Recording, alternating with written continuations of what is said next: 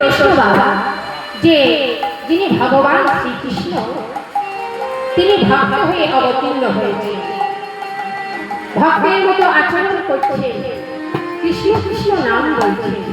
কেন বলছেন?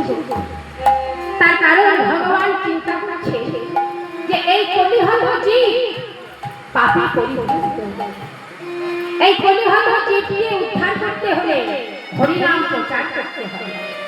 আর হরিনাম প্রচার করতে হলে আমায় সর্বপ্রথম হরিনাম বলতে হবে।